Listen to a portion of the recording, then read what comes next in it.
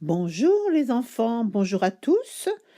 Je pense beaucoup à vous et je vous ai préparé une nouvelle leçon de français qui portera aujourd'hui sur l'imparfait de l'indicatif.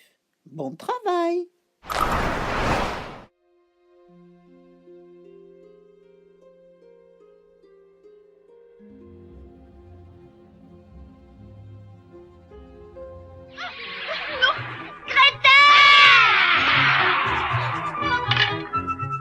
Ça y est, je t'ai enfin attrapé, morveux. Mais comment se fait-il que tu sois aussi maigrelet? Moi qui pensais me régaler, je me suis bien trompé sur ton compte.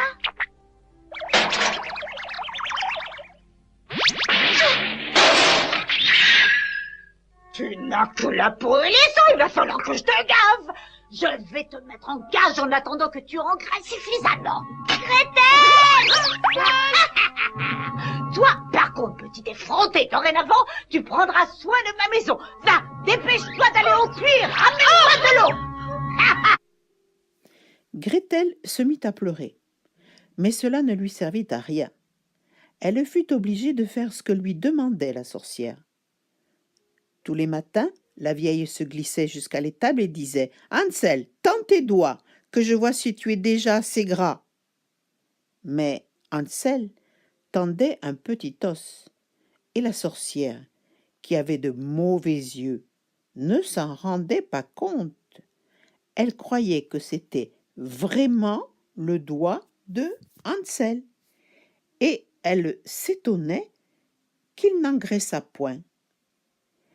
4 semaines furent passées, et que l'enfant était toujours aussi maigre, elle perdit patience et décida de ne pas attendre plus longtemps. « Oh là, Gretel !» cria-t-elle. « Dépêche-toi d'apporter de l'eau. Que Hansel soit gras ou maigre, c'est demain que je le tuerai et le mangerai. »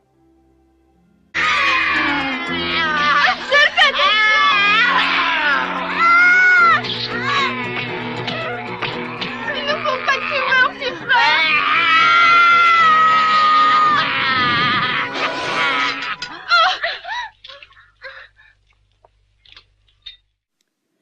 Pendant que la sorcière brûlait, elle courut vers la petite étable et dit « Hansel, nous sommes libres, la vieille sorcière est morte. » N'ayant plus rien à craindre, ils pénétrèrent dans la maison de la vieille femme.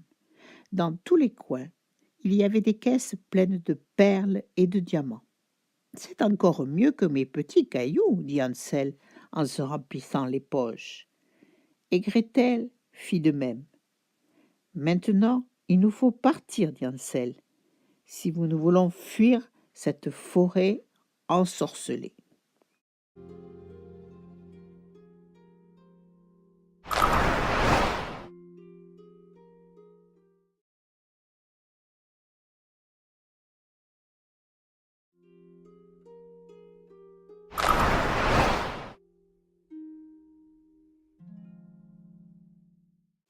Conjugaison, l'imparfait des verbes du premier et du deuxième groupe.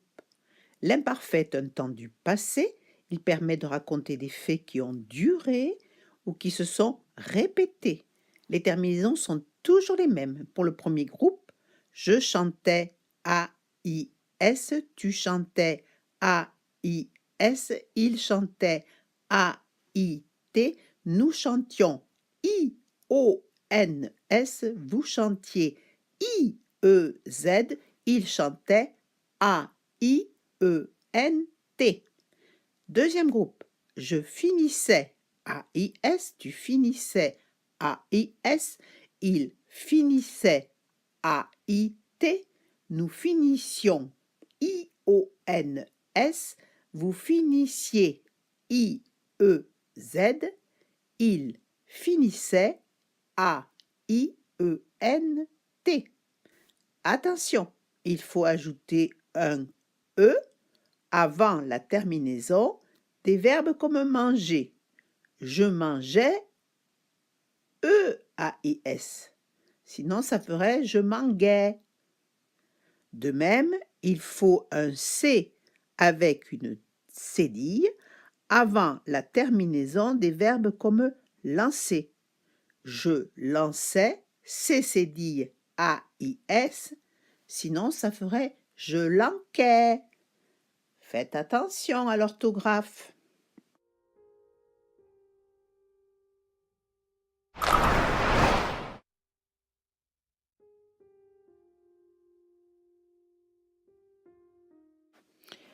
Voici un texte.